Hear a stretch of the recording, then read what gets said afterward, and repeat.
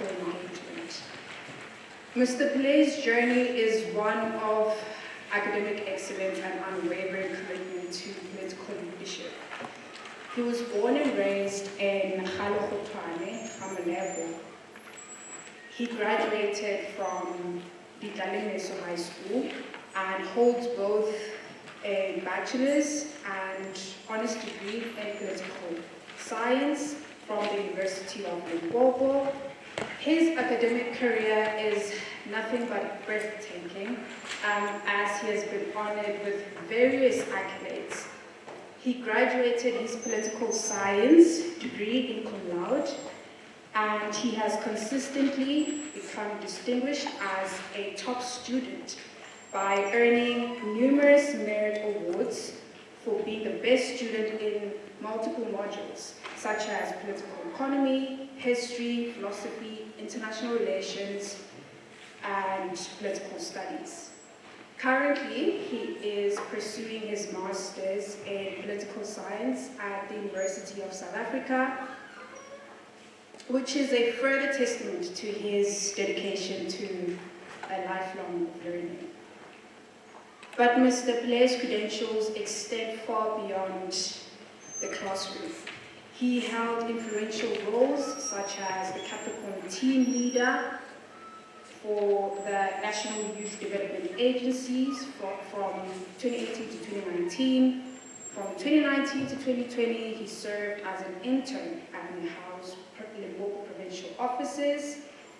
Then from 2021 to 2022, he worked as an administrator at the ANC Peter Mokaba regional office.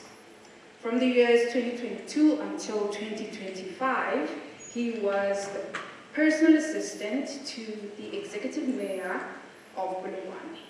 Today, he serves as the assistant manager for protocol and research in the office of the executive mayor of Bulelwane municipality. He began his activism within academic structures of University of Limpopo. He started serving as the chairperson of the Forum of African Psychology Student Division in 2016. In the same year, he was the deputy chairperson of the Political Science Student Association.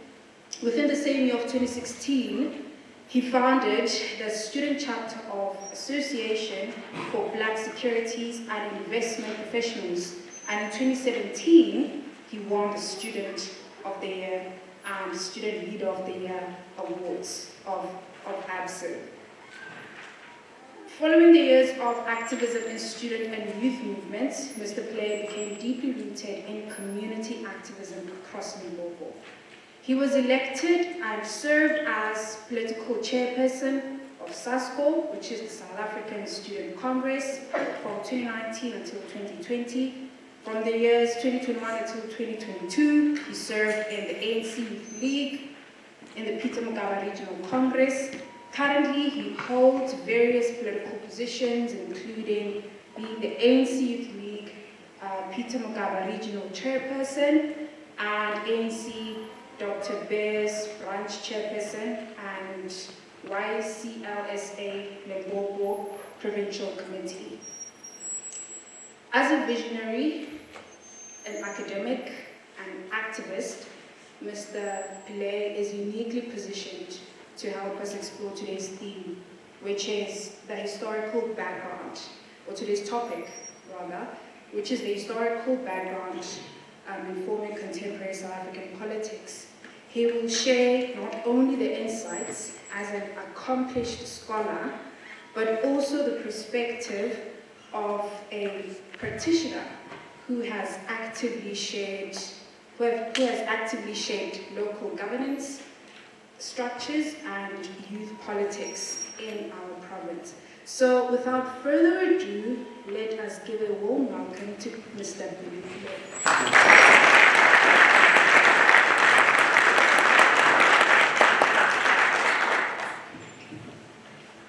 Thank you very much, Program Director. Let me start by sending my warm greetings to the University Management in absentia, led by the Vice Chancellor and Principal, Professor Makromapano, and all his colleagues in the management, the leadership of the Faculty of Humanities in the university, the director and his colleagues of the school, as well as colleagues in the Department of Cultural and Political Studies, where I happened to cut my academic teeth. One of the reasons why I was requested to come to these engagements is because there was a time I was seated in the very same hot seats that you are currently occupying. And for that reason, I was also requested that before we delve into the topic itself, I equally briefly take you through my own journey, which is a journey that you are currently walking, in order to try to shed light about what awaits you beyond the seats that you are occupying. And just to ensure that I don't get into trouble, let me also greet someone that I usually see in the seats of the Council of Polokwane Municipality, in the seats of the Democratic Alliance, Councillor Mutato. Receive my own greetings as well. I'm not sure if you are here in the capacity as an opposition or as an academic as well. But I just want to make it clear that I'm not here in that capacity where you're required to oppose anything that I'll be saying. I'm here simply just to share some thoughts and points on the subject before me. Just to say that the journey that I walked of political science did not start at the University of Limpopo. I did not start with my registration at the University of Limpopo. It starts at the Taleniso High School when I was doing my matric. I was afraid to expose my age, but I'll just mention the years and then you'll be able to make up your own minds. That was in 2013. We happened to have an excursion or a trip to the province of Gauteng, the city of Johannesburg. That trip was organized for learners who were doing history. We were taken through various sites in Johannesburg with the aim of us as learners at the time understanding where the country comes from. We visited many historical sites such as the Peterson Square, Constitutional Hill, and many others. That was my first exposure in a proper sense to history and the politics of South Africa. Upon completing my matric, unfortunately, I was forced to take a gap year due to reasons of my own doing. I did not apply to the University of Limpopo because when we were in matric, we did not aspire to come to the University of Limpopo typically. We aspired to go to the ivory heights of your UCT, your VETS, your UJ. So we did apply to those institutions, but there were complications of financial aid. There they don't negotiate. You will not see the Vice Chancellor. And if you don't have money, you will not get admitted. So I was forced to take a gap year. Very challenging because it was not planned. You see, a gap year is only easier to go through if you have planned it. But if you are forced to take it, it's a very big challenge because you are then forced to sit the whole year at home, doing nothing, with only a matric, which also limits your potential to get serious job opportunities. Then what happened is that I stayed in Joburg. I did not come home. I stayed there for almost a year. Through my experience of the gap year, something interesting happened. I decided that, you know what, I'm no longer going to apply to study here in Joburg. I had an opportunity that I can reapply and fix my things and ensure that the following year I'm able to go wherever I wanted to go. But the interesting feeling that struck me was that I wanted to go back home. So I deliberately applied to come to the University of Limpopo. And that's how the following year I came here to register. The registration on its own, around that time, 2015, most of us wanted to study law. And one of the reasons we wanted to study law was because my exposure through that trip to Johannesburg was an exposure that took me through a journey of lawyers who played a very prominent role in the struggle against apartheid, people like Nelson Mandela, Walter Sisulu. They were lawyers. So I was also inspired to study law, but pursue the struggle for the betterment of South Africa through that legal degree. Unfortunately, there were challenges, you know, space in law is always limited. And most of us who were on the waiting lists, whilst they were waiting for matric results, etc., we said, let's try other options whilst waiting for the outcomes. So there was a big group of us who went to the Department of Cultural and Political Studies to try to find space there. And the thing is that when you are still at high school, the tragedy of our career guidance programs is that they do not broaden the mind of learners. So when you get to university, the only qualifications that you'll be familiar with is your nursing, your law, your education. Those are the typical qualifications that you do. Even when you are applying, it's rare for learners in this area where we find ourselves to be exposed to the various disciplines that are there. So because some of us were briefly exposed to this animal called politics, we heard that there's a degree called political science, and that's how we approached this department. And fortunately, we were admitted. I was not the only one. When we were admitted, the plan was that, this was a group psychology among all of us, was that, no, we're just going to enter the system. Next year, we're going back to do LLB. So the interesting thing that happened was that in my first few weeks and few months of attending political science classes, I fell in love with it. And that idea that I'll go back the next year to switch to law got out of the window. But some of the colleagues or students who were part of that group did eventually go back to do law. But some of us remained within the political science stream. And that's how we went through to graduate through the undergraduate degree and also did our honors as well. So that is the brief journey that we walked. But what is the critical lesson that I took upon completing my 2 degrees at this university was that the social sciences were struggling to attract the passion and the personal investment of the students who I was with at that time. They were not passionately invested in the qualification. Even what about a school or qualification or America.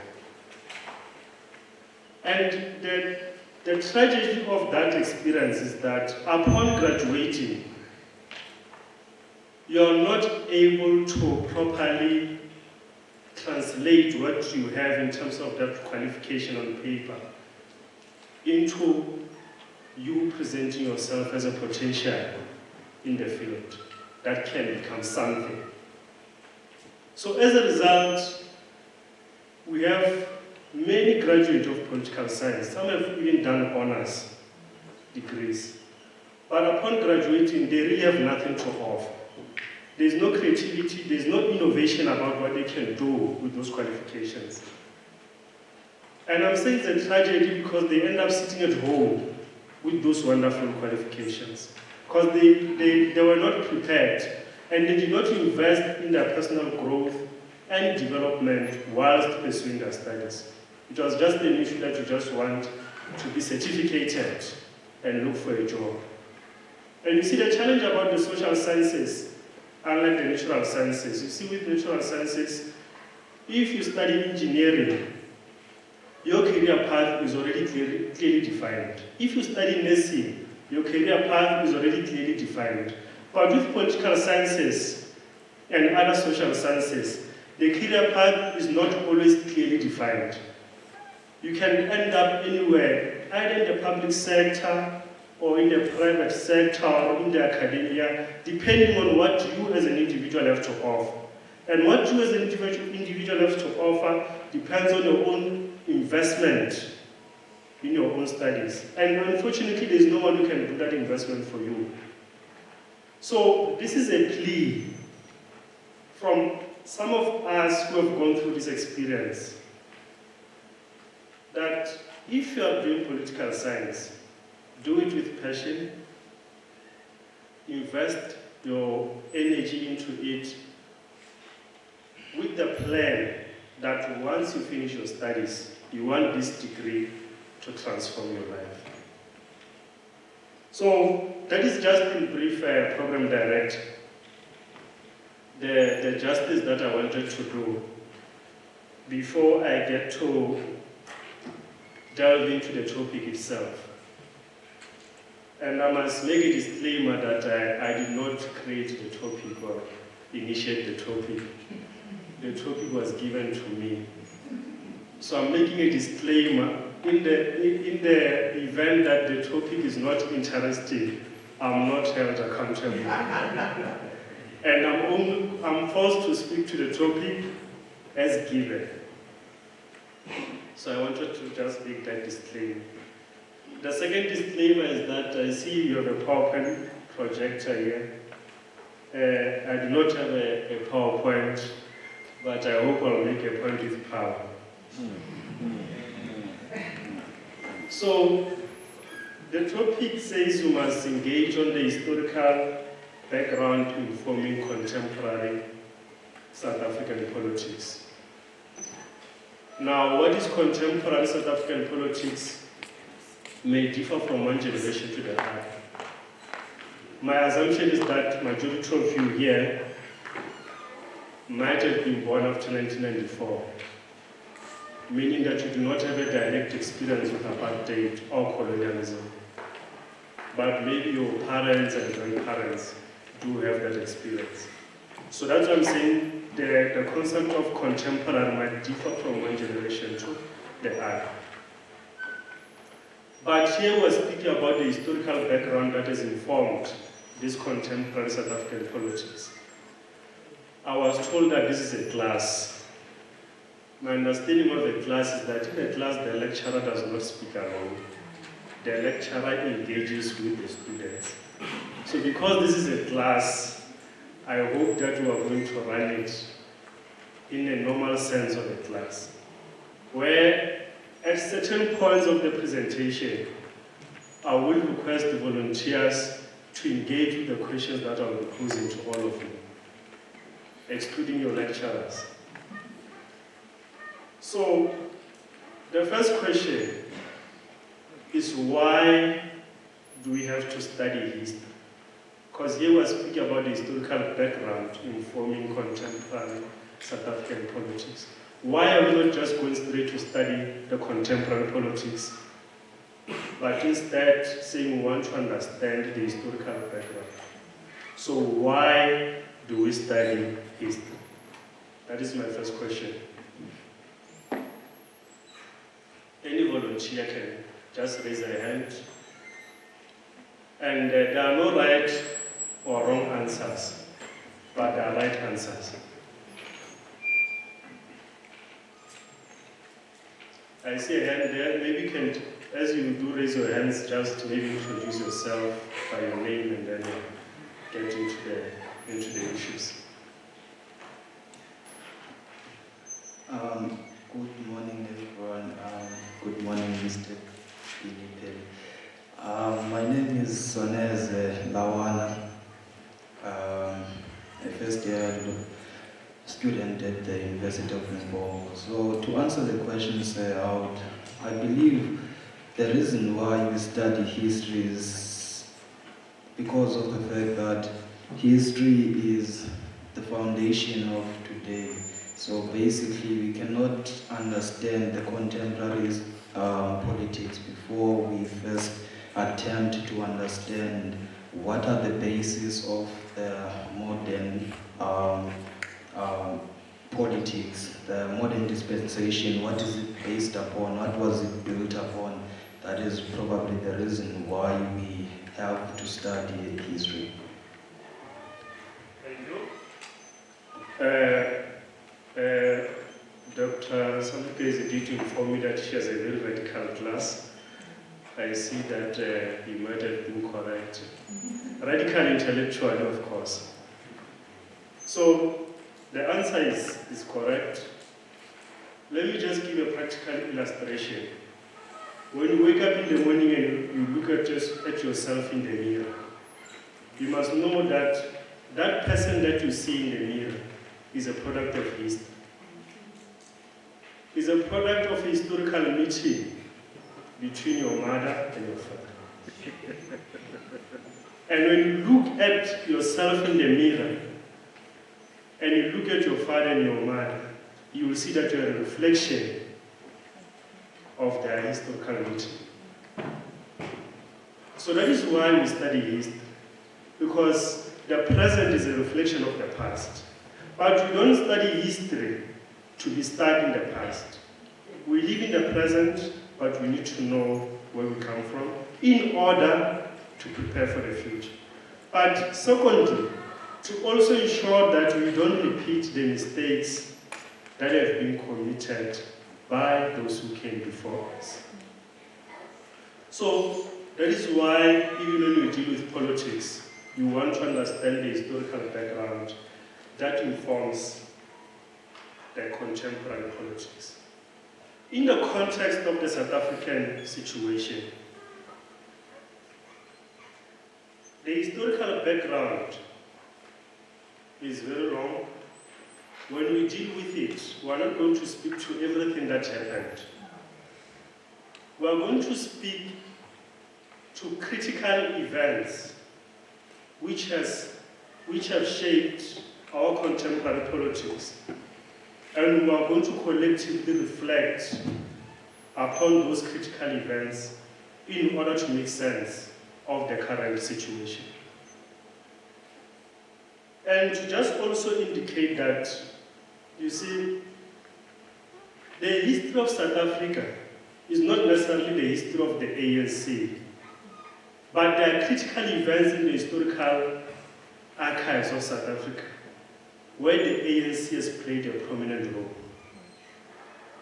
And as we go through the various themes of this historical background, you will then understand why we make this assertion. Ours is the history of colonialism. Ours is the history of apartheid oppression. And this colonialism starts in 1652, when the Dutch settlers and the British colonizers arrived at what was called the Cape of Good Hope to set up what they called a refresher station. A refresher station because the Dutch and the British from Europe were trading with their counterparts in the Far East. And the Cape of Good Hope was a passage that they used in their trade relations. And they set up this refresher station along the way to the Far East, and even when they are returning back to Europe.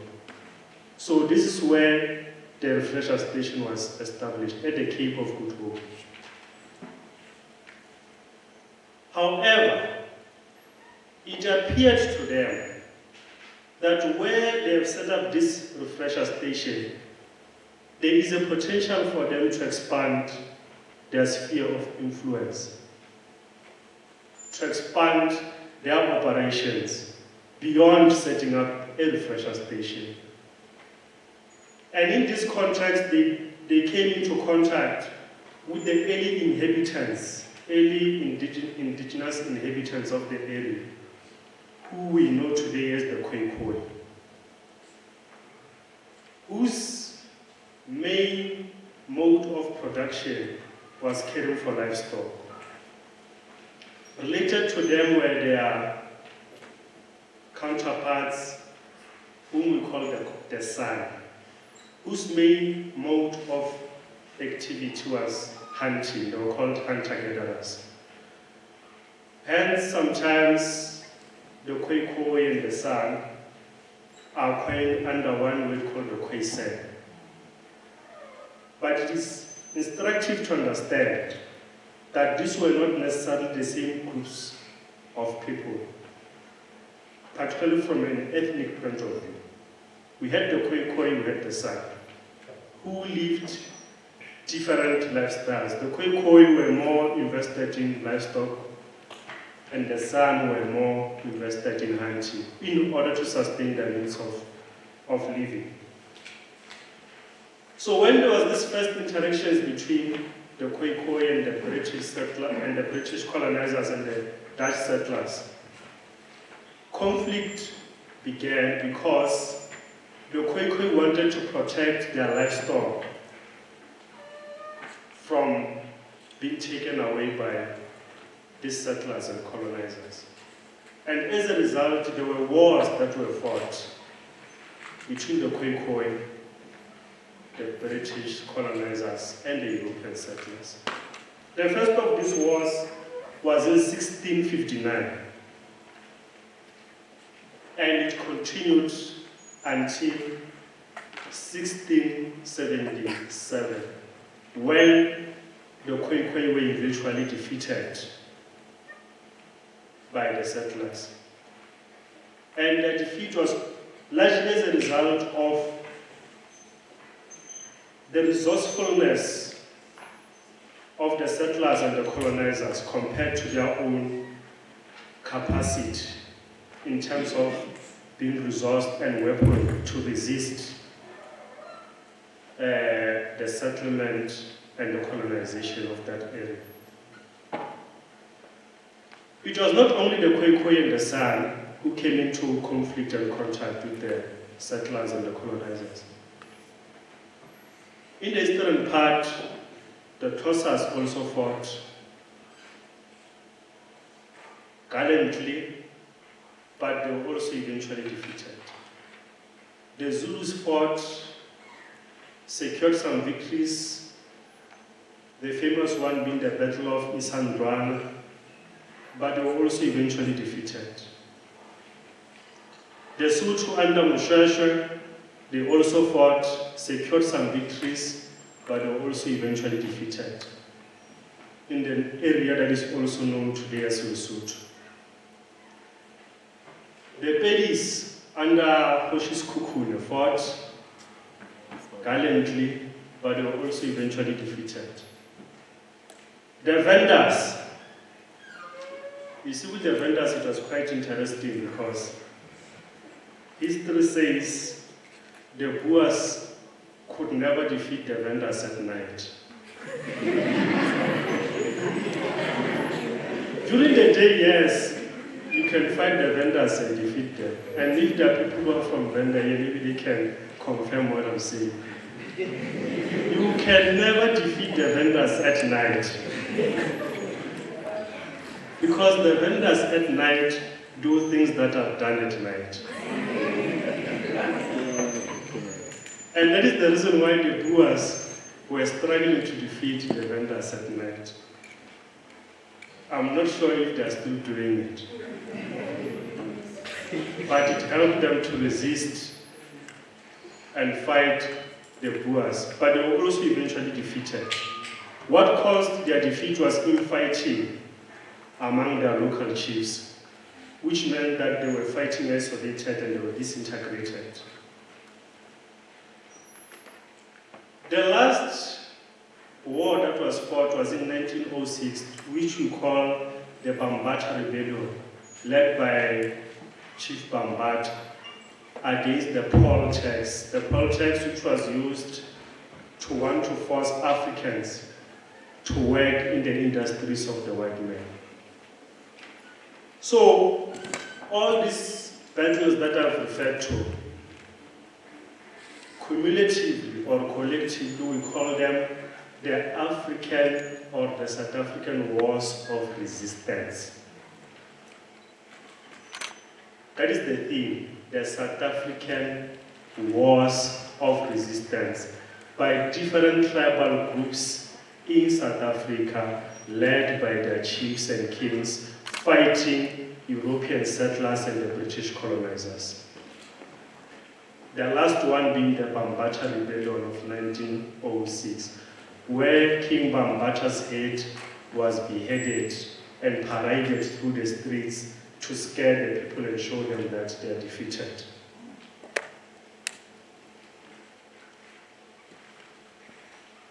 Also related to these wars was the discovery of gold and diamond. Diamond in Kimberley in 1867 and the discovery of gold in 1886. So we are saying the discovery of diamond in Kimberley and gold in the Witwatersrand transformed South Africa from a mining society at the edge of world trade into a globally integrated industrial economy. In simple terms, prior to the discovery of diamond and gold, the main mode of production in the South African area or situation was agriculture.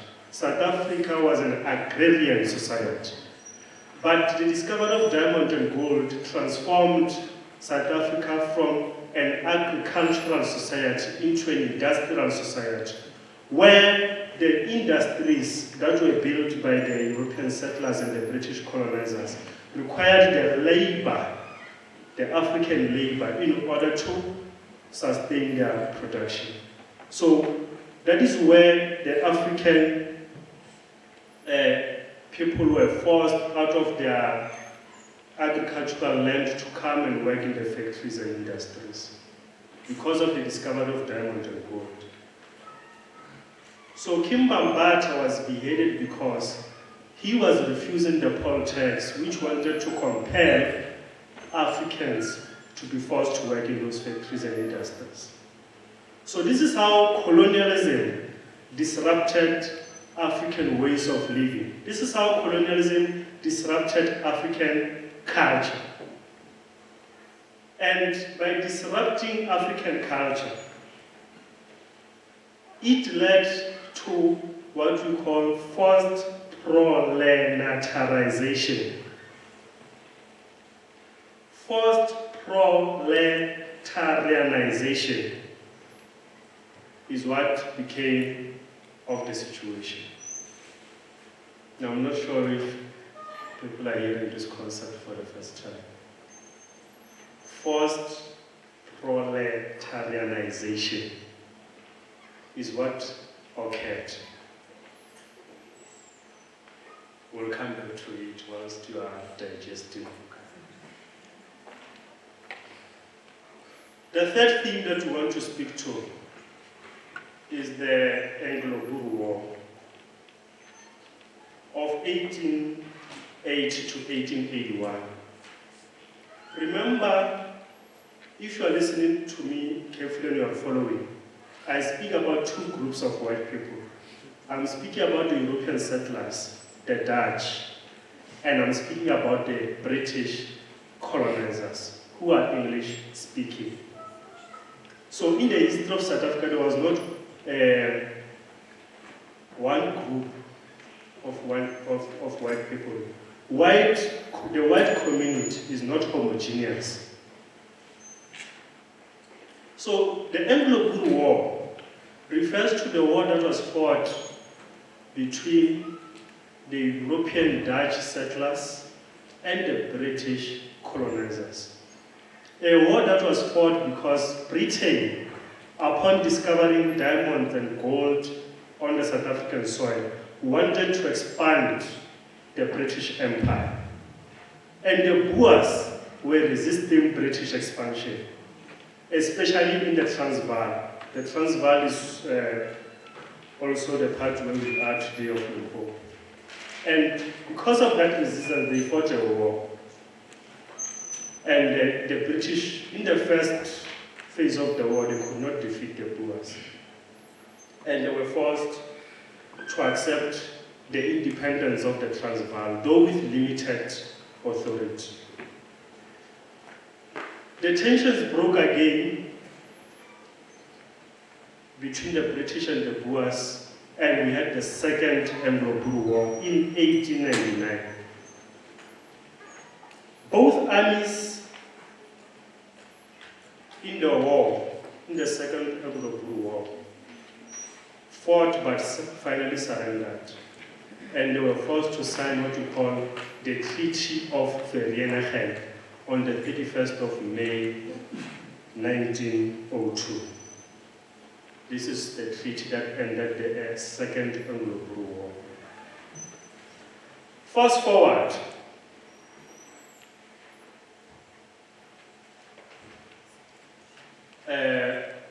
There was a reconciliation and a marriage of convenience between the Boers and the British, which resulted in the formation of what we call the Union of South Africa in 1910.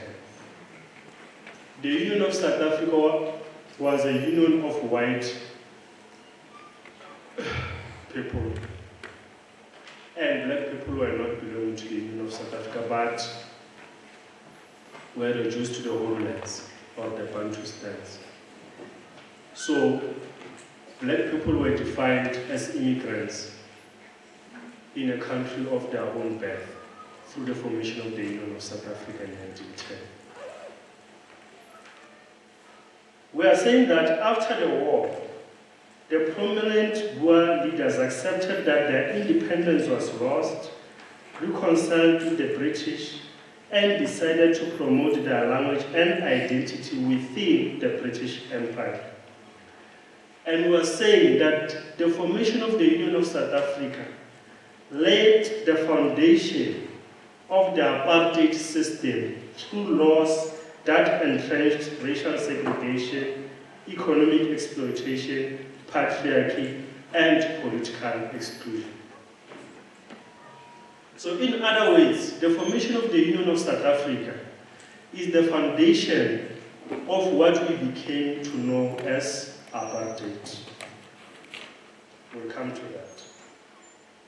Following the formation of the Union of South Africa, one of the most draconian laws that the Union passed was the Natives Land Act of 1913, which reduced collective African ownership of land to a mere 7% of the country, meaning that the 93% of the land on African soil was, through this act, under the control and ownership of white people. A legacy we're still battling with today, decades later. So, you remember and recall that I said the history of South Africa is not necessarily the history of the ANC, but there are critical events that have shaped contemporary politics where the ANC played a prominent role. So in other words, when you go through this history that I've just elaborated, you begin to appreciate that the ANC did not produce the struggle. The struggle produced the ANC. What do we mean by that? Those African wars of resistance, the Anglo-Boer War. Remember, in the Anglo-Boer War, black people fought on different sides, depending on their loyalty either to the British and the Boers, but it was mainly a war between the British and the Boers. The formation of the Union of South Africa in 1910 led Africans to believe that they cannot fight this system of colonialism as disintegrated and isolated tribal groups. They required an organization that can unite all these ethnic groups under one organization and fight collectively this system of racial segregation and oppression. So, this is the appreciation that led to the formation of the African National Congress in 1912. And we are saying, to quote, defeated and totally disarmed, robbed of their land by foreign invaders, denied any say in the government of their country, Africans realized that new forms of struggle had to be found. And this is what led to the formation of the ANC in 1912. A multi-ethnic groups, multi-ethnic organization dedicated to uniting Africans to fight a system of segregation and oppression. But the ANC was not the only one, it was just the most prominent one at the time. You had the African People's Organization, which was formed around 1902 but dedicated only to advancing the interest of the colored communities. You had the Natal Indian Congress formed by Mahatma Gandhi, which was engaged in forms of passive resistance to racial segregation and oppression. But among all of these organizations, it is the ANC that emerged as the most prominent African organization to champion the interest of the black Africans on this soil. Fast forward, in the 1920s to the 1940s, the country was characterized largely by black working class strugglers. And why was this the case? Recall that we spoke about the discovery of diamond and gold, which industrialized South Africa and forced black and African people to work in factories. So it is those workers that I mentioned who from the 20s to the 40s engaged in organized working class struggles in the form of strikes and protests against poor working conditions in the factories, especially when compared to the white counterparts. Chief among them is the 1920 Black Mine Workers Strike, which involved about 70,000 workers, and also the 1946 Black Mine Workers Strike, which involved around 76,000 workers. So I'm mentioning these working class struggles because they gave rise to working class organizations which were central towards these working class struggles. Chief among them is the Communist Party of South Africa, which was formed in 1921, and the Industrial and Commercial Workers Union. So because of their central role in these working class struggles, they attracted the interest and attention of the African National Congress, which at the time was financially and organizationally weak. So the ANC that we know today is not actually the ANC of the 1920s to the 1940s. The ANC that we know today is the ANC of the 1950s. because the ANC was transformed from the 1940s to the 1950s. So the ANC of that time is not the one that we know today. So that is why even today you have this alliance between the South African Communist Party and the ANC. This alliance was born out of these working class struggles, where the ANC appreciated the intersection between the class, national, and gender questions. And both organizations appreciated that the intersection of these four struggles compel them to work together because they're inseparable. So that is why we have the alliances we know it today between the SACP, the ANC, and the trade union movement under COSATU. The reason why we are saying that the ANC that we know today is not the ANC of the 40s is because the ANC prior to the formation of the ANC Youth League in 1943 was engaged in different forms of struggles.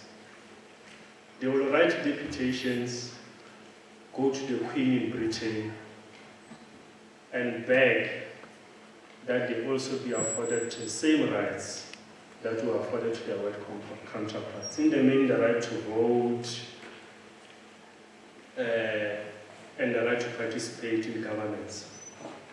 So prior to the formation of the ANC Youth League, the ANC was engaged in those kind of forms of struggle. It was not a radical organization. It was not a militant organization. But with the formation of the ANC Youth League in 1943, by generations of people like Nelson Mandela, Walter Sisulu, Anton Lambert, Oliver Tambo, they became a generation that will revive the ANC, especially through the document called the Program of Action that was adopted in 1949, and the election of a president in the 50s of the ANC who embraced that program of action. As a result, we today refer to the 1950s as the Roaring 50s. The Roaring 50s because in 1948, the National Party won elections on a platform of racial segregation and formalized the system of apartheid, which gave impetus to the need for the ANC to redefine their forms of struggle. So the 50s, in 1950, one of the first laws that the apartheid introduced was a law called the Suppression of Communism Act in 1950, which directly outlawed any communist organization in South Africa, which means the Communist Party of South Africa was banned, and any other organization with communist leanings. For the purpose of this lecture, we are not going to be able to speak about communism or socialism itself. That will be a debate for another day. One of the first campaigns that the ANC called for and led was a campaign in 1952 called the Defiance Campaign, a campaign dedicated to defying unjust laws imposed by the apartheid regime. Another critical event was the adoption of the Women's Charter and the formation of the Federation of South African Women in 1954. All these events I'm going to speak to collectively help us to define the 50s as the Roaring 50s. In 1955, thousands of people gathered at Kliptown, Soweto, to adopt a document called the Freedom Charter, a document that outlined the vision for an unracial South Africa, a document that 70 years later today continues to inspire South Africa in terms of the society that we want to build. Another critical event was the treason trial, 1956 to 1961. Can I check if colleagues would remember? What do we know about the treason trial? What is the most important outcome of the treason trial that came to shape South Africa as we know it today?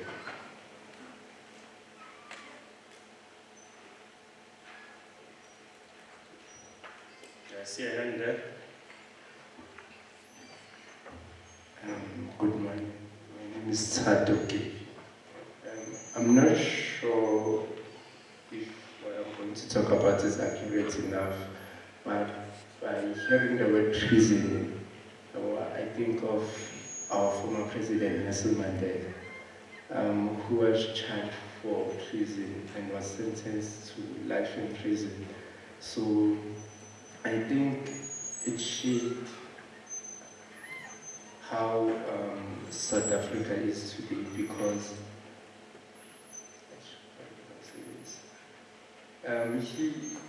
when he went to prison for those years, I see him as the reason why we got our freedom. It gave an outcry to other countries, Western countries, on the political injustices that we have as a country. Thank you. Thank you very much. I will need another volunteer to remind us, when did Nelson Mandela go to prison? Which year? I see a hand there, the guy in a red hoodie. Oh no, thanks a lot, sir. Now I wanted to reflect on the previous question of treason. Treason is basically to overcome the government or the current regime. But then treason, it shaped the country precisely because of it happened after 1961, when the ANC happened or decided to take arms against the previous oppressive regime, where the ANC government decided to form an armed wing of the struggle, which happens to be Umkhonto weSizwe. They took the arms against that previous regime in order to shape the trajectory of the previous prevailing material conditions at that particular time. So what made a treason trial so prominent or recognizable in the entire world was the famous speech which was articulated by the former president Nelson Mandela, where he told those judges how he fought against white domination and how he fought against black domination and how he is willing to die for that particular cause that he has started previously. Okay, thank you. Interesting. But my second question remains unanswered. When did Nelson Mandela go to prison?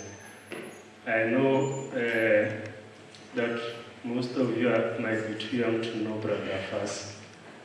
Because if you know Brenda Fassie, there is a song that she once released before she died, which contains the answer to this question. But you may not be able to Google it, because if you play it on your phone, it's very cool. I see one hand there. I'll also come to you after. Good morning, everyone. My name is Nelson. I want to answer the question of when did Nelson Mandela go to prison. I think it's 1963.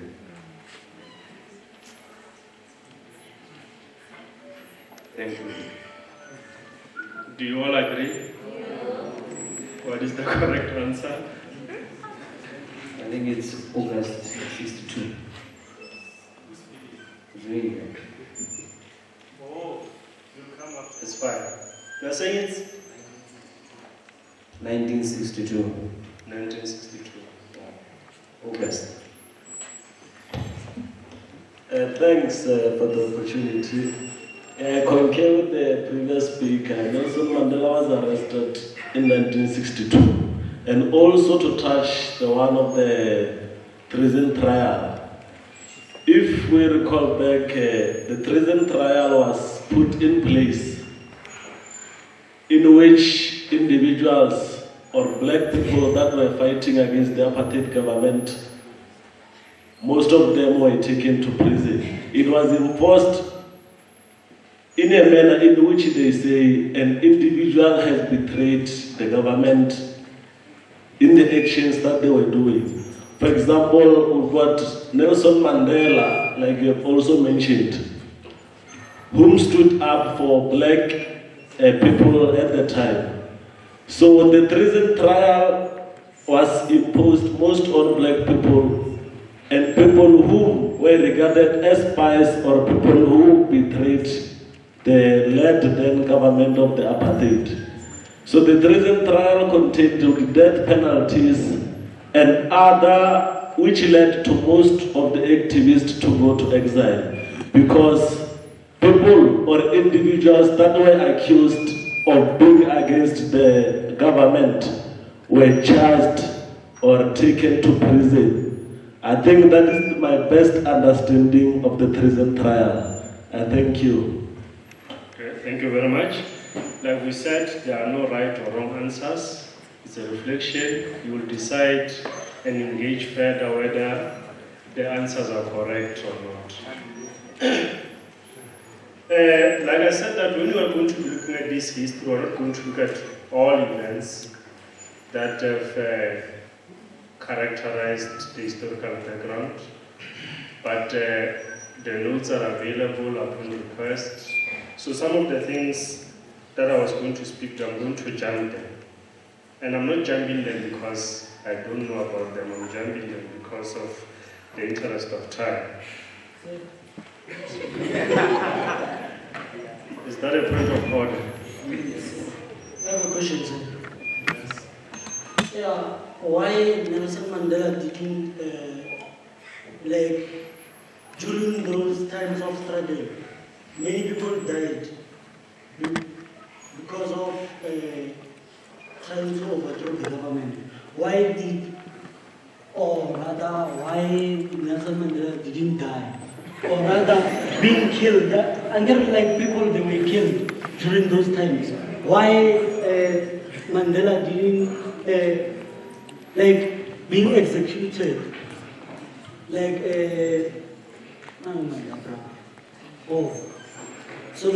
Solomon Nathan. Yeah. Why? Yeah. That's a bit of a controversial question, because I think it's a question between Nelson Mandela and God.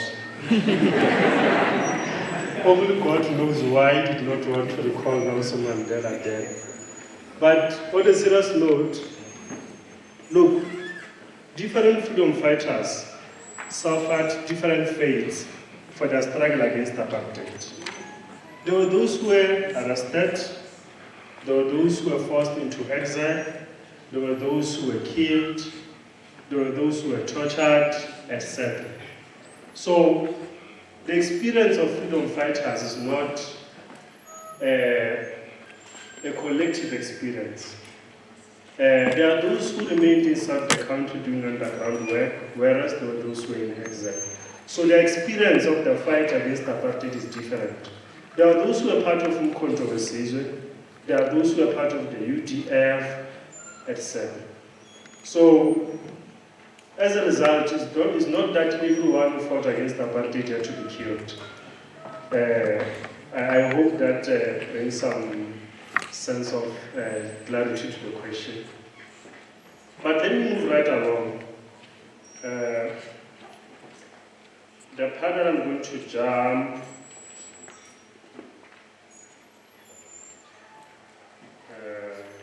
so in the 60s, the apartheid regime increased their repression and response to crack down forms of resistance to apartheid rule.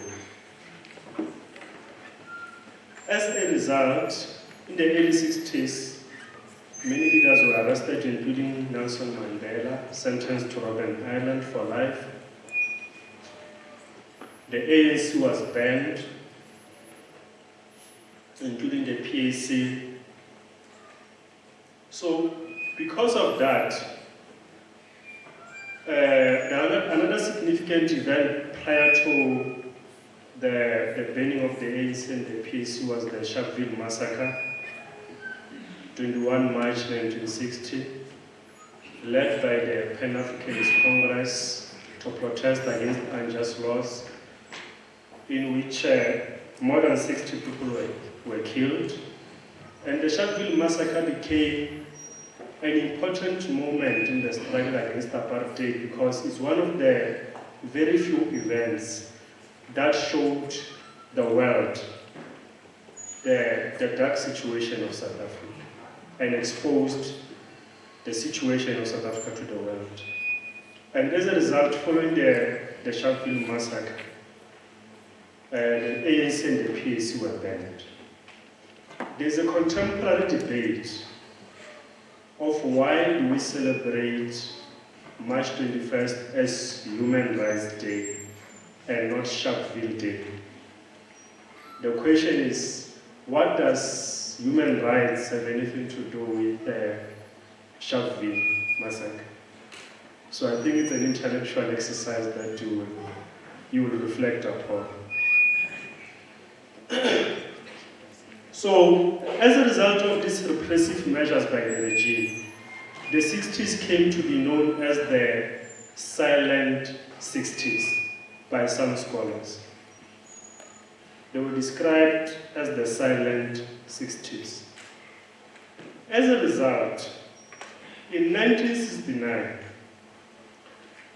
black students organized themselves and formed an organization called the South African Students Organization, SASO.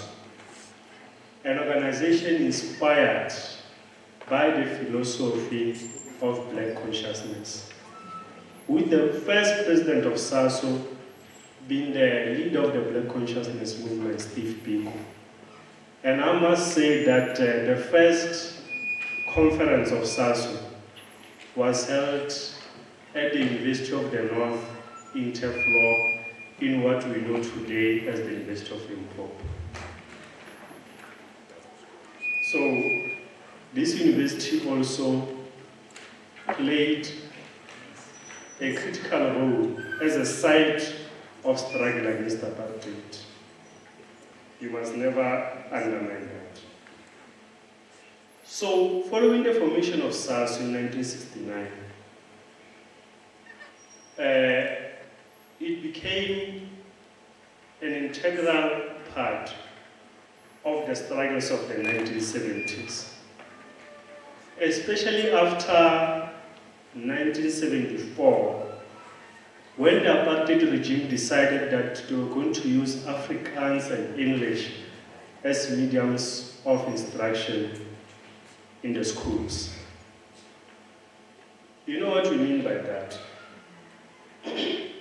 We mean that a black learner had to master 3 languages, because ofika karai bawalela Sepedi, Zulu, Venda, ofika karai. But when you go to school, you are forced to speak English and Afrikaans. So the burden on black students at the time, through this decree of 1974, was that they were now forced to master 3 languages, compared to their white counterparts, who were using their mother tongue, even when they had school. So as a result, black students organized themselves. Now, the distinction we must make is that the black consciousness movement and SARS did not directly lead the June 16 Soweto uprisings. But the black consciousness, philosophy and ideology had an influence on the events of the Soweto uprisings. And what do we mean by that? You had people like Nkgopotse from the University of the North, who was part of SASO, kicked out of this university, who went to Soweto and became a teacher. And because he was a teacher, he was able to use the classroom to impart this philosophy of black consciousness into the learners. So, as a result, the events of June 16, 1976 were partly also influenced by that particular movement. But SASO did not directly organize the Soweto uprisings.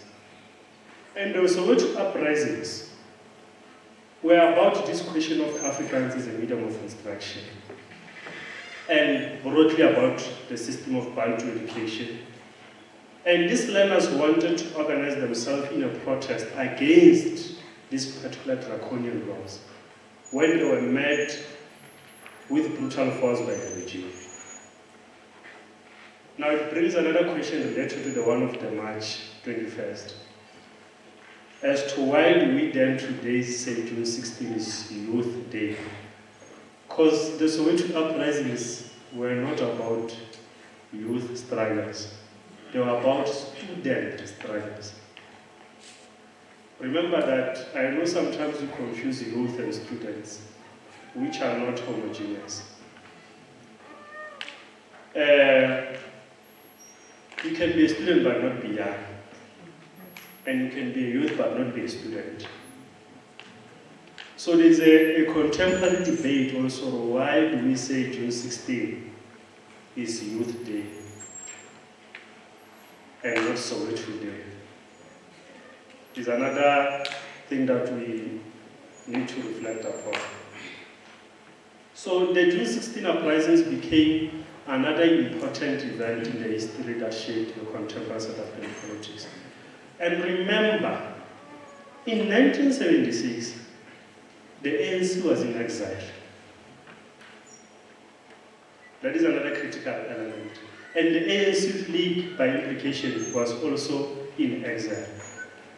So there was no ANC during the black consciousness movement. The ANC was a legal organization that was banned.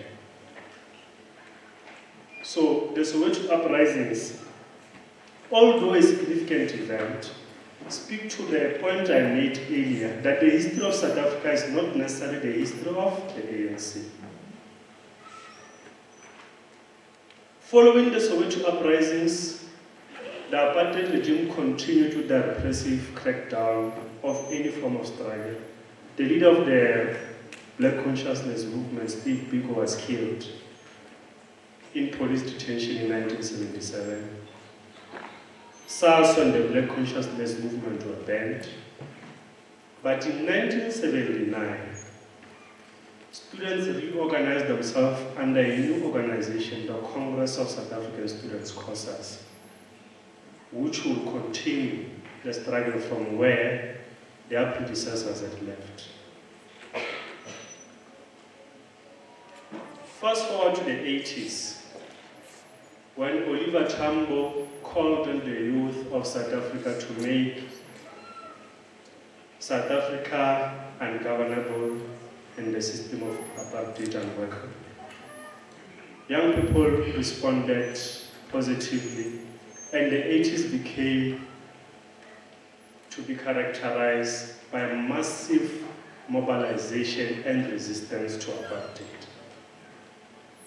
which forced the regime to impose recurrent states of emergency in response to the struggles that were led by the youth and students on the ground in campaigns of mass mobilization against the regime. As a result, we are saying that by 1989, mass protests had rocked the entire country. Banned leaders and organizations broke their banning orders. Political detainees went on mass hunger strikes. The South African economy began to face problems. The apartheid regime faced mounting pressure, international isolation, sanctions. So, these events of the 80s led to a situation where by 1989, at the end of the 80s, the system was now on the brink of collapse. On the other hand, when the ANC was in exile, it received international support to continue the struggle against apartheid. And one of its chief supporters was what we call the Union of the Soviet Socialist Republics, the Soviet Union, present-day Russia. So another critical event in the late 80s was that the Soviet Union itself was on the brink of collapse. And as a result, Soviet leaders convinced the ANC that they needed to find a negotiated settlement to South African problem. On the other side, the apartheid regime had pressure from the Western powers who were saying the same message, that you need to find a negotiated settlement to the South African problem. And the Soviet Union and the United States of America were engaging because South Africa was a sphere of influence for the Soviet Union and the Western powers. They were in agreement that let's resolve the South African situation. So both sides, the apartheid regime and the ANC, were receiving the same pressure to enter into negotiations. But for negotiations to occur, certain things had to be done. Chief among them was the release of political prisoners, such as Nelson Mandela, who was released in 1990. The unbanning of organizations, the ANC, the SACP, the PAC, so that these leaders can be able to enter into those negotiations. So that is why we say today, ours is a negotiated settlement.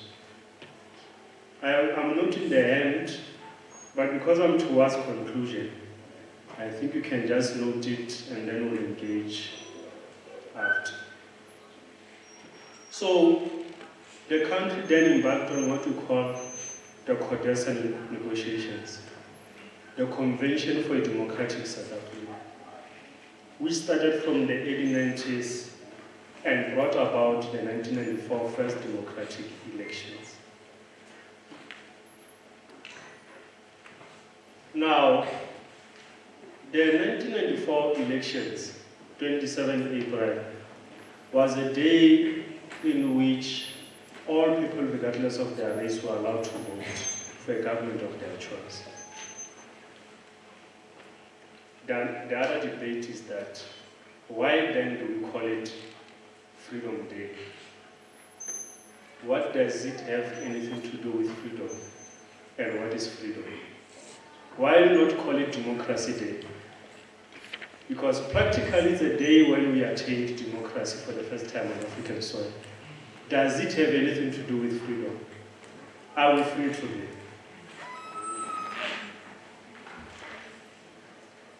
Hence, others would refer it and conceptualize it as the democratic breakthrough.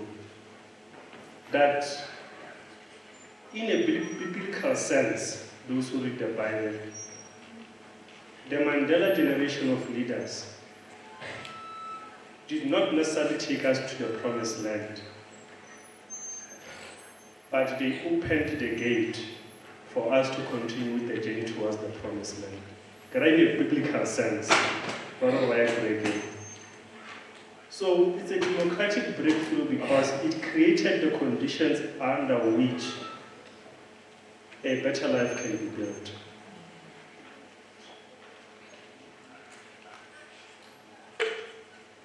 The other debate is whether there was a compromise. You see, when you enter negotiations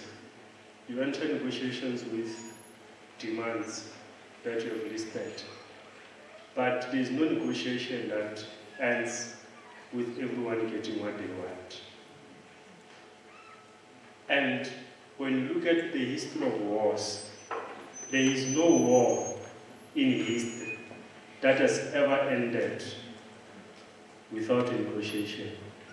All wars end through negotiations. But what is critical for us to note about the negotiations, the first thing is that we need to sometimes invest our studies into what we call white politics, because most of our studies are focused more on black politics.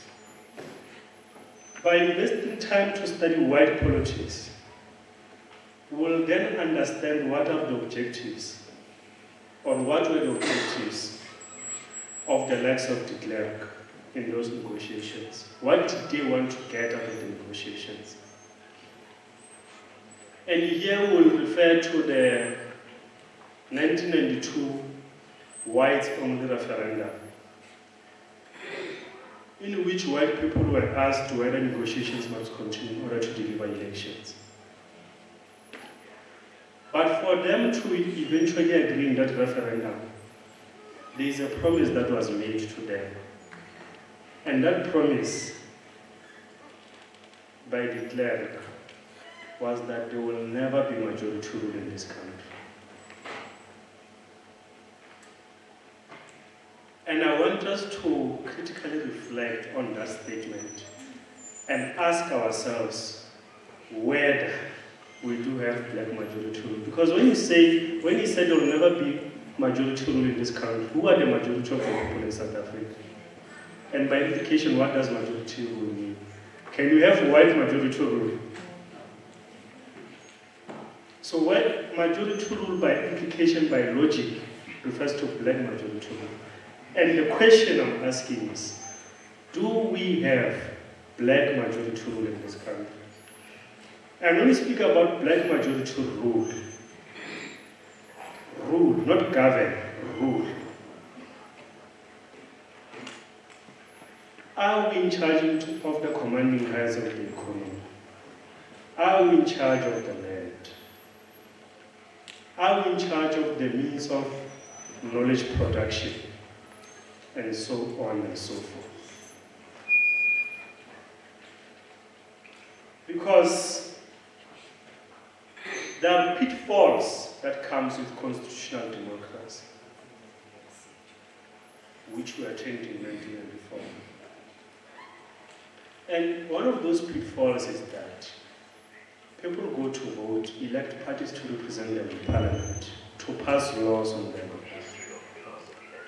But 11 judges at the Constitutional Court can reverse a decision or an act of parliament taken by more than 400 representatives from different political parties. 11 judges at the Constitutional Court can refer back any act of parliament back to the National Assembly. Pitfalls of constitutional democracy. I know now I'm provoking you. What we also need to appreciate related to that is that the reason we're still crying about high levels of unemployment, poverty, inequality, is because we've forgotten that this South African economy was deliberately designed to serve the interest of the few. And we have not made enough inroads to transform it to serve the interest of the majority. So it's a systematic and structural problem that will not be resolved regardless of whether it's the ANC, the DA, MK Party, or the EFF in charge of the union buildings. Because it's not about the person you elect, it's a structural and systemic problem, which you must deal with at that level. But does this say that the ANC has done nothing since 1994? No. It does not say that. It does not ignore critical advances that were made after 1994. But what it says to us is that our luta continue. Remember when they were introducing me, they said, I'm not only an academic, I'm also an activist. So when I speak, that's what you must expect. An activist academic. The last point I wanted to make is this. Acknowledging the electoral decline of the ANC, the advent of coalition politics, how can these goals of the liberation struggle be attained within the context of coalition politics? And what was the principal goal of the struggle against apartheid? The principal goal of the struggle against apartheid was to create a society that is antithetical to apartheid society. Meaning a society that is qualitatively different from apartheid society. But it does not end there. It says we must even create a society that is even better than this antithetical society. And the concluding note is, in the context of this coalition politics, how will that goal of the liberation struggle be achieved, whether with or without the African National Congress? Thank you very much.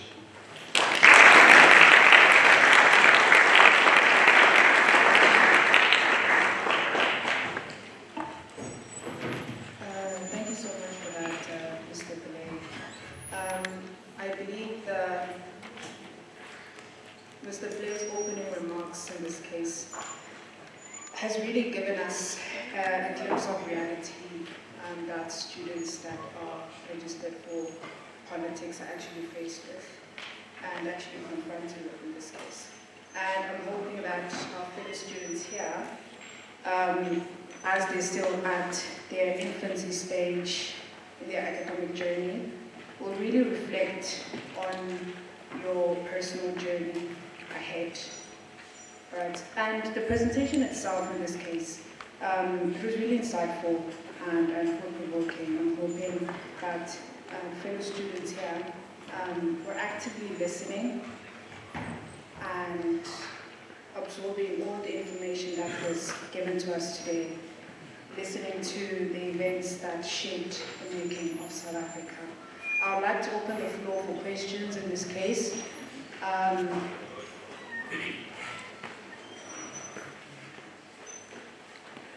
I'd like to open the floor for questions.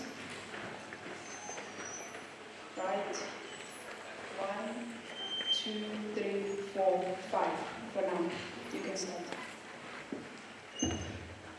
Greetings once again. My question is, I have one question, but it kind of takes a long way. So what I would like to shorten it is according to the following way. You mentioned, sir, when you were stating the various stages through which our country has undergone, and you mentioned the period of the 90s, the period of the 80s, and you also mentioned the period whereby our land was taken, not in a manner that was forceful, but in a manner that used legislation to retain the land of the black people, leaving them 7%. That was the Land Act of 1913. So, during the years, since that was decades ago, we've been fighting with this very problem, trying to overcome the system, and then after we overcame the system, we came across with things such as the land redistribution and so on and forth. But my real question now is, what was the land position, or what was the entire conditions concerning land prior to 1913? What was it looking like before that particular period?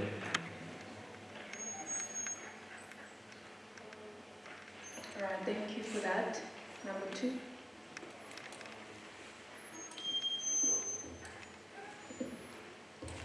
I wanted to ask, my first question is it true that without international pressure or assistance, South Africa would not gain its freedom? And in my second question, I'd like to track back to when the Dutch settlers came to the Cape. There's this policy, it was called terra nullius. It states that territories that do not belong to anyone. So were the Dutch settlers correct or justified for taking the land? Because the African, the Bantu people and the Kwaya descent were not, I think, occupying that land in the Cape. Thank you. Number 3. Thanks. Firstly, let me thank the speaker for a very nice and informative presentation. I think everyone in this hall has learned a lot today. So, looking at the political history of the country, particularly focusing on the social and economic makeup of the country, the political landscape has drastically changed, and it is now defined by the government of national unity, like you have mentioned. And that coalition came after the ANC has lost the majority of its voters. So the current GNU, which was aimed to enhance accountability and address the political instability in the country, but due to the current parties that are in the GNU failing to maintain unity and achieving a concrete and a cohesive approach of governance, what do you think our political landscape will be in the future, as reflecting in the past? For example, the re-amendment of the government policies, and also the struggle that our heroes have been fighting for. Because if you look previously, for example, the unemployment rate in the past is far better than the current unemployment rate in the country right now. So what do you think will happen in the country, given that we still have a lot of political organizations that are being formed? How do you think our governance is going to be affected? Thank you. Thank you for that. Number 4. Thanks very much. Right, my name is Ernest. I just want a comment from the speaker on the contemporary politics. Speaker, you will acknowledge that South African Police Service has advertised, or they went on a recruitment drive looking for the police, because I think the number of the police that we have is not sufficient to police almost 60 million people in the country. And they have received apparently 1 million applications, and they need only 5,000 people from 1 million applicants. What is your view on that issue? What is your take on that issue with regard to the status quo of youth unemployment in the country? And remember, what is happening in the country also influences our international relations. Now I'm on my second point to say, what is also your view with regard to the tariffs that Trump is not trying, that Trump wants to impose in South Africa? Remember, he said that every nation that is associated with BRICS will bear the issues of tariffs. So what is your comment on that? Thanks very much. Thank you so much for that, sir. Last one. Yeah, no, thanks a lot, ma'am. Yeah, now I would like to answer all questions that were imposed by our union side. The first to start with was the question of 1960 on why did Sharpeville Day or Sharpeville massacre became a human rights day. But then to answer that particular question, like it would be that maybe the apartheid government dehumanized and deprived the people of their human rights at that particular time. Because of Sharpeville massacre happened that 61 civilians were actually killed on that particular scene, and it happened that they deemed fit to rename it Human Rights Day because of humans were deprived of their human rights at that particular day. So to answer the second one, on 27 April, why is it named Freedom Day? It is because Freedom Day, like that's where we attained our political freedom. So that's why 27 April was actually named Freedom Day, because of that way we attained our political freedom. So the third one was to say on the 1992 white-only referendum, like they compromised in the Codesa negotiations, where they compromised economic freedom for political freedom. We attained political freedom, but then still we haven't attained economic freedom. That's far. So my proper analysis of this is that in South Africa we have 1.2 million square kilometers of land, which is equivalent to 222 million hectares of land.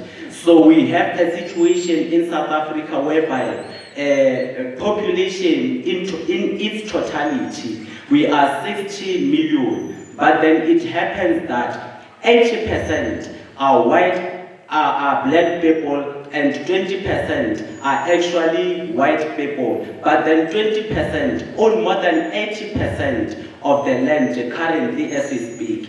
And that 80% that is left of black people are owning less than 20% of land in South Africa. That's why they are congested.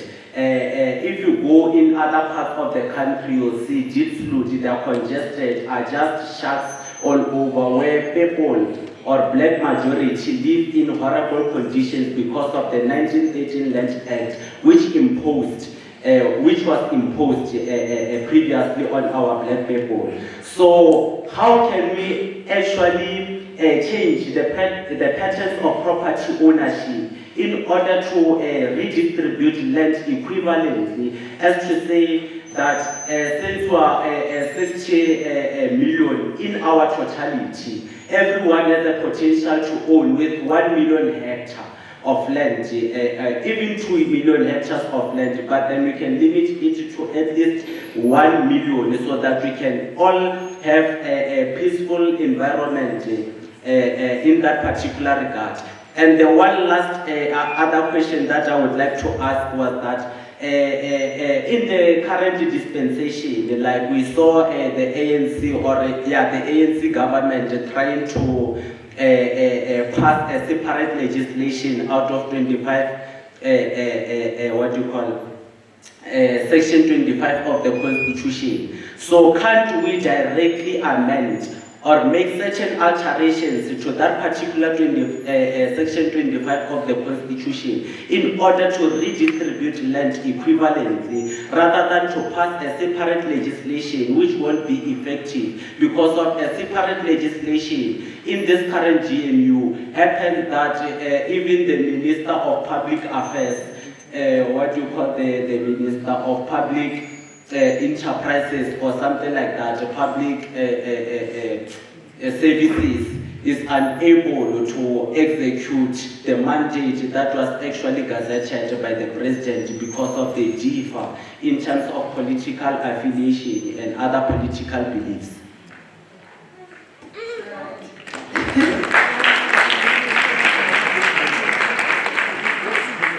Thank you so much for that, Mr. Pillay. The floor is yours.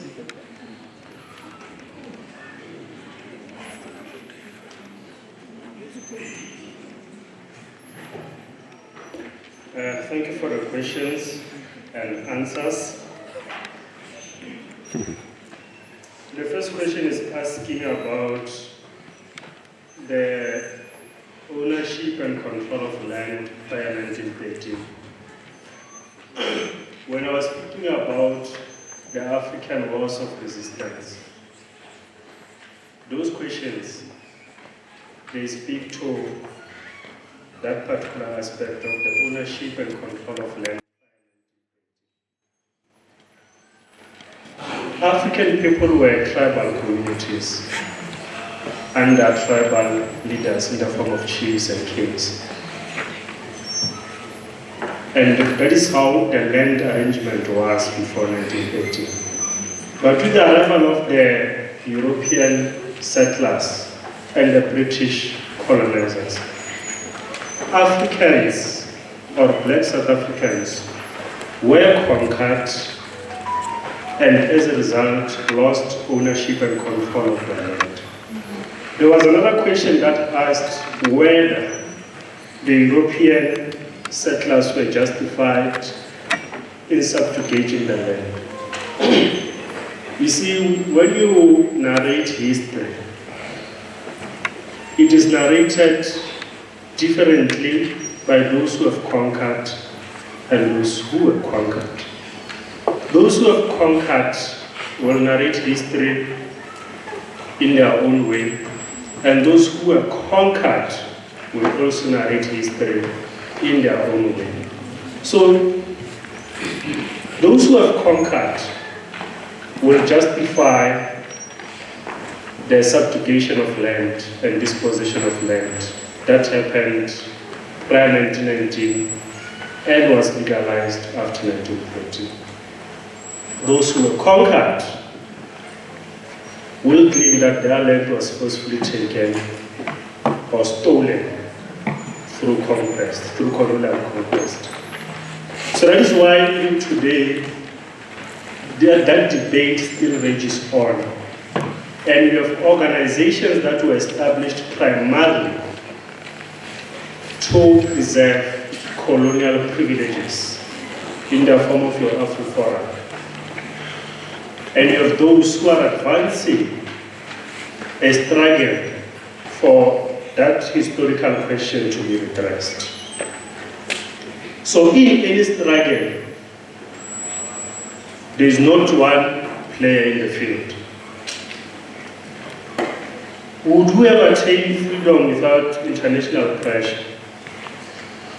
I don't remember saying that we attained freedom. I remember asking and posing a question of whether 1994 can be contemplated as Freedom Day. So I never argued that we attained freedom. You see, in South Africa, the problem is that we like English. We speak about concepts such as political freedom, economic freedom, but if you do a rigorous scholarly study, especially in other countries, there is no reference to these questions of political freedom and economic freedom. Freedom is freedom. And the reason why we make these references is because we confuse the concept of rights with freedom. Rights are not freedoms. So we then create this understanding that those rights constitute political freedom. And for us to deal with the economic situation in the country means that we must attain economic freedom. Then we form the economic freedom fighters. Now, the difference between a right and a freedom is that a right can be given to you. I can give you a right to vote, much as it was done in 1994. But freedom throughout history is never given. It is fought for. There is no one who can give you freedom. So therefore, rights can be passive, but freedom has to be active. And it is never given. So we need to disabuse ourselves of these English concepts that hide the reality that we must deal with. Divisions within the government of national unity and the proliferation of a lot of political parties in South Africa. One of the questions we need to ask ourselves is what divides South African political parties? Fundamental. What divides the MKP and the EFF? What divides the FF Plus and the DA? Why is Mr. Shivambu embarking on his own process of establishing a political party? Whereas ideologically, he speaks the same language spoken in the EFF, spoken in the MK party. So this is one of the critical questions we need to ask ourselves. What divides the ANC and the DA on policy issues? And when you ask that question, you relate it to the deeper question that I asked about the goals of the liberation struggle. Are these political parties divided around those goals? Or are these political parties divided over politics of personalities? That I can belong to a party that is led by Dr. Samgezi, because Dr. Samgezi is not beautiful enough for his eye, or he speaks a lot. So, when you look at this government of national unity and look at the broader coalition politics of the country, we need to ask ourselves that question: what divides these political parties? Is it a fundamental question that divides them? Why is it that today you can be a member of the DA, tomorrow join NKP, then join EFF, all at once? So I think that is the question that we need to deal with. Why is the SAPS recruiting 5,000 people when there are more than 1 million applications? You see, the colonial project, one of the tragedies that it has created is that it premeditated the liquidation of African states prior to independence. And South Africa is an equal victim of that premeditated plan. In all African countries, the colonizers knew when independence was coming. And they deliberately liquidated African states so that the goals of the liberation struggle are not, and the promises of the liberation struggle cannot translate into reality when liberation movements occupy political office. As a result, you'll find that a very rural municipality in Vendor, Guyana,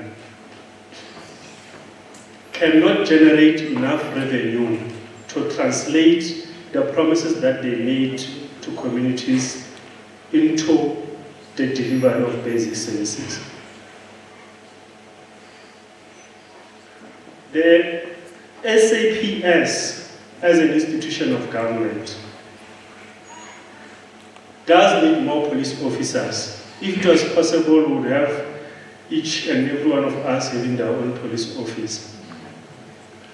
But the nature of the matter is that the liquidation of the state towards independence has created this reality that we are living with today, that what is promised cannot translate into reality. because the state is liquidated. And that liquidation translated into the expansion of the private sector. To the extent that it is the private sector that leads the commanding heights of the economy. And the state does not play a meaningful interventionist role in directing private sector activity. With the slight exceptions of countries like the People's Republic of China, which on its own is a debate that we can enter another day, which is led by a communist party, but the mode of production is still inherently capitalist. They speak about socialism with Chinese characteristics, but the mode of production is still capitalist. But there's something unique that China did, which might be a discussion for another day as I sit down.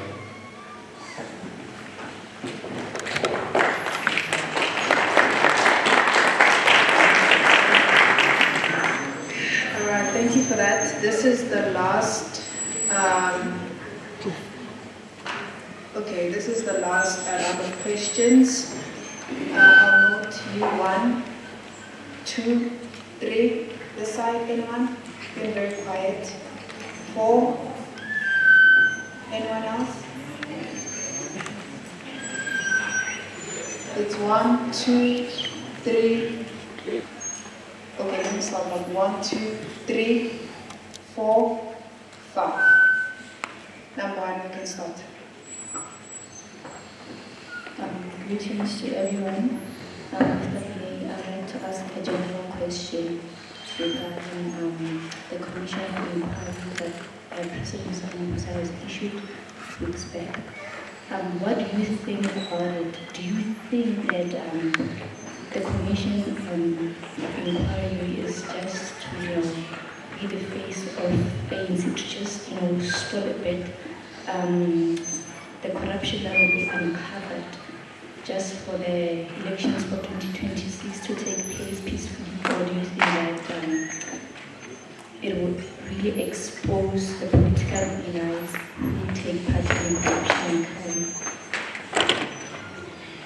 All right, thank you. Number 2. Greetings to the House. My name is Walu Muhlani. I would like to first thank Comrade Billy for taking us through the history of South Africa. So now it is time to face the reality. So my question is, for the past few, I can say weeks or for the past month, we have seen political elites being exposed. So in your own view, do you think South Africa is facing another pandemic in terms of corruption? Thank you. Thank you so much. Thanks very much. Let me start by accepting the acknowledgement made by Billy. I'll start there. My name is Mutato, and my surname is Titi. Yes, I'm a councillor in Polkon.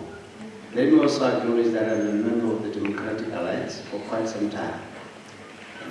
And I know this is not a political debate. It is a situation where now we're presenting the political history of the country.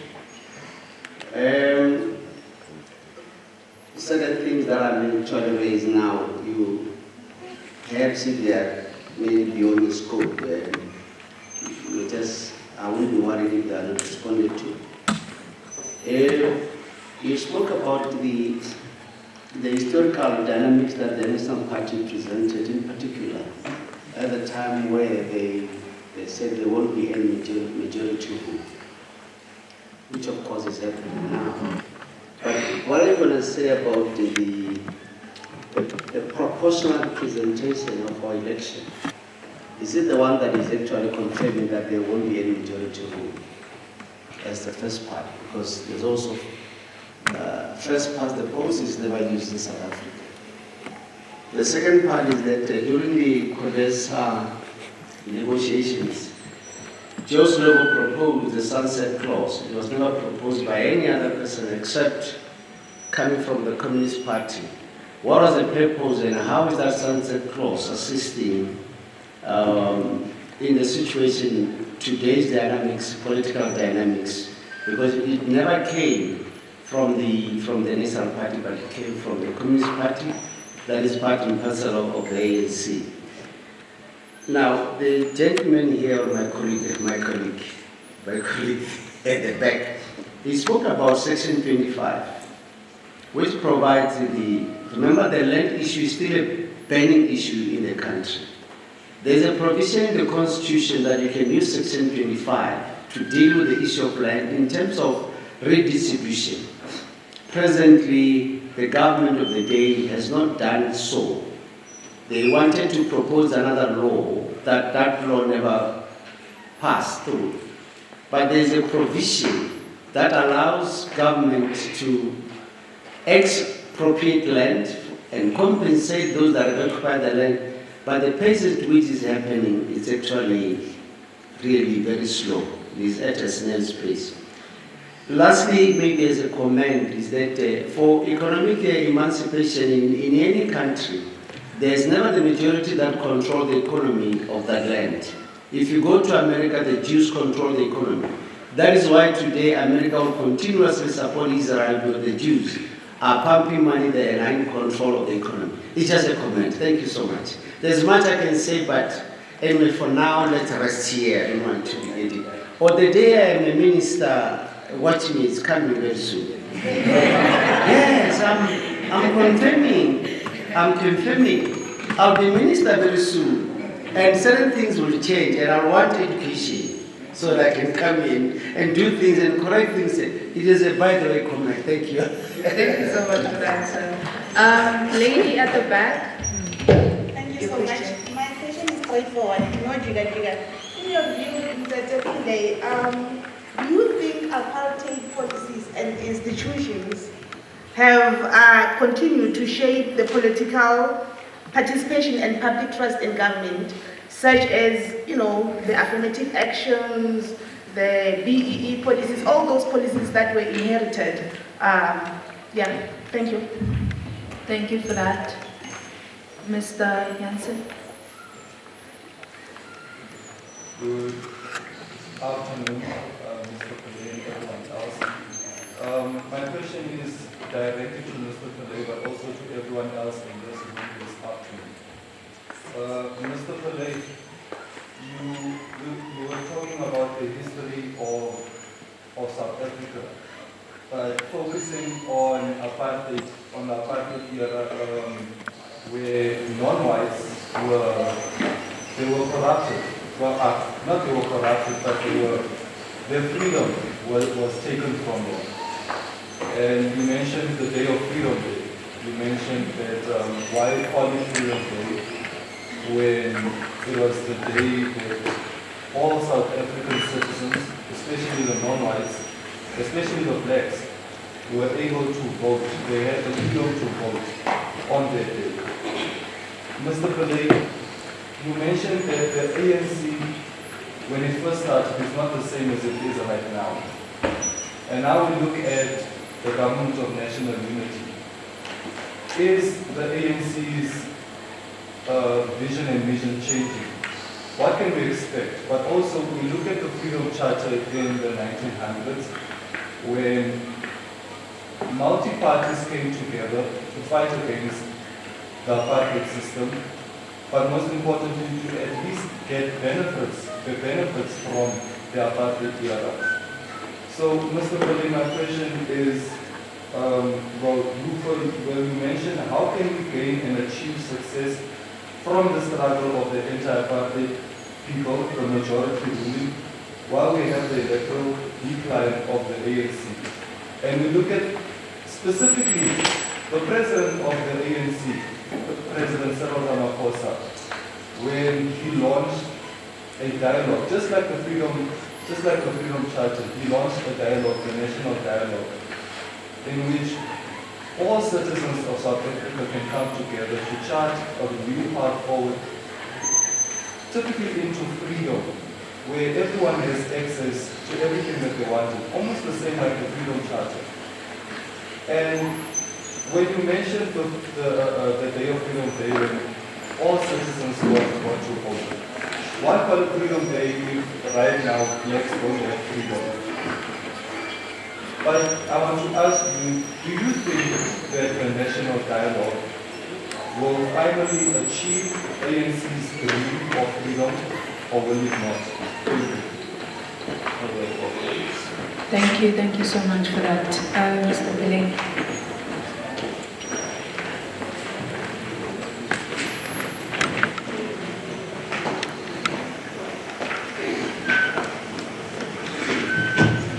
I see that all this second set of questions are just intended to put me on the spot. The way they've been proposed. Commission of inquiry into allegations made by Lieutenant General Mokwanas, the Provincial Commissioner of the SAPS in KwaZulu-Natal. One of the challenges that we have, which is not a challenge that emanated after 1994, is the politicization of law enforcement institutions. The reason I'm saying it did not start after 1994 is because when we're following the history, we can note and observe that law enforcement institutions played a pivotal role in the crackdown of opposition to apartheid. So that is the legacy that we inherited, which continues today but in different forms. So when you look at the SAPS, the NPA, the Directorate for Priority Crimes Investigation, the HAWKS, to some extent including the judiciary, because you know that it's the judiciary that sentenced freedom fighters to Robben Island. So that is the tragedy that we face. And it's a systemic structural problem which the Commission may not necessarily resolve in entirety, because the problems we make is that we largely like to focus on individual actions when you are trying to resolve complex political phenomena. You know that the challenges of SAPS are not starting today. You had to hear Pierre, the late J.B. Selebi. You know how the NPA handled the corruption case of former President Jacob Zuma towards the 2007 conference. So that is the challenge, the broader structural challenge of South African politics. So Mokwanas' allegations only reaffirm that structural problem of the politicization of law enforcement agencies. You'll recall that those allegations were made a few weeks after the head of intelligence was arrested together with 5 other colleagues. And you need to just try to connect the dots as to whether the two incidents are not related or conclude that it's a coincidence. Exposure of political elites to corruption. It's also another structural capitalist problem, where politics meets money, where business people meet politicians. That relationship in a capitalist society always leads to corruption. And it's not a problem that you're also going to resolve by arresting 1 or 2 people. Can it be resolved? It's not only a South African problem. It's a problem all over the world. It's a problem of global capitalism, that where business meets politics, the product is corruption. And the third player in that corruption become criminal syndicates. And this creates what we call the deep state. The state below the state. And then you have a war between the state and government, as we see today in South Africa. The question is what happens when the state and government enter into conflict. I'm just throwing these ideas around. Slovo's sunset clause. There was a deadlock in the CODESA negotiations, correctly, which was partially resolved through the proposal of the sunset clauses. Sunset clauses, which by agreement were meant to last until 1999, will be in place for 5 years to allow the transition. But you can go to your Google now, you'll never find a document called the sunset clauses. Because the sunset clause is a cover word for something. And that something is contained in the South African Constitution. And I will not go through it. Redress policies such as BEE and affirmative action. Actually, in South Africa, affirmative action is not a new thing. Affirmative action was introduced by the apartheid regime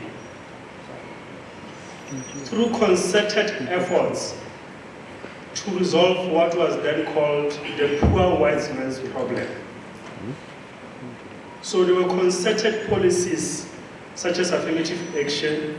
Of course, they will not have BE because they were not resolving the problem of a black man. But there's something that is a mirror of what we today call BE.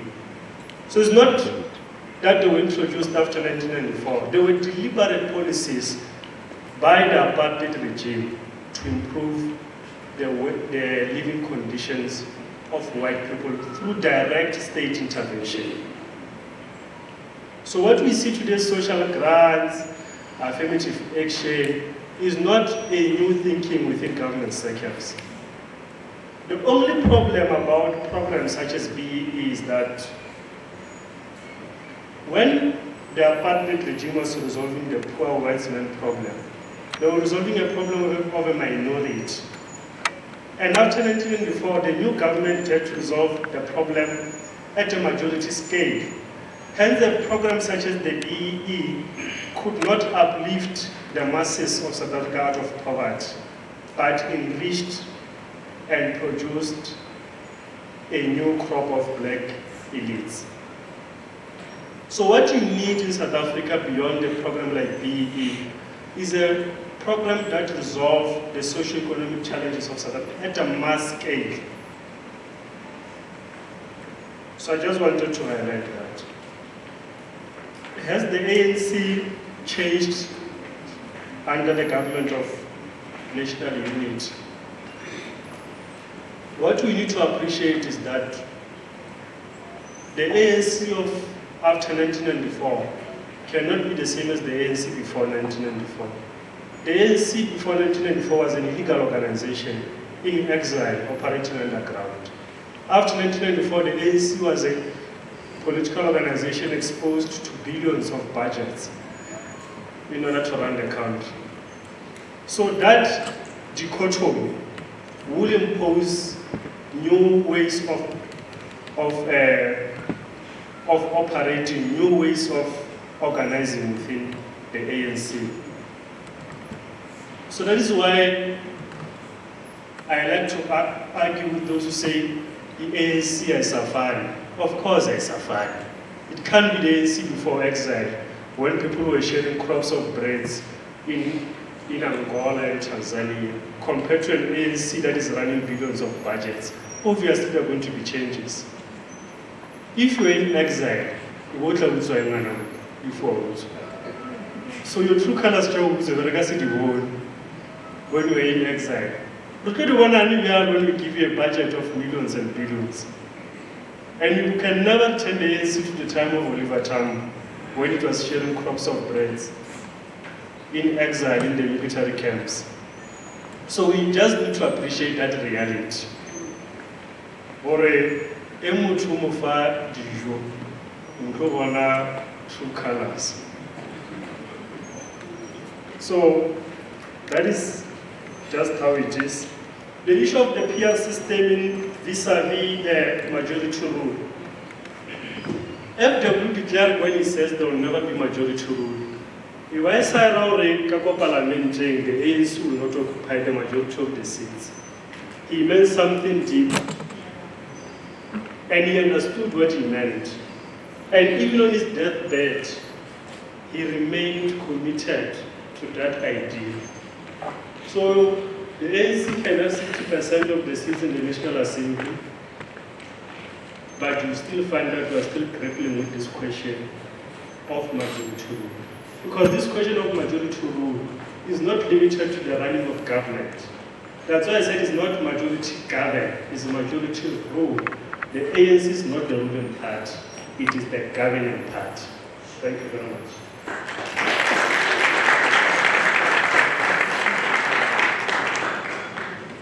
Right, thank you for that, Mr. Pillay. I'd like to call onto stage Dr. MC Klowana for vote of thanks. Thank you. Round of applause.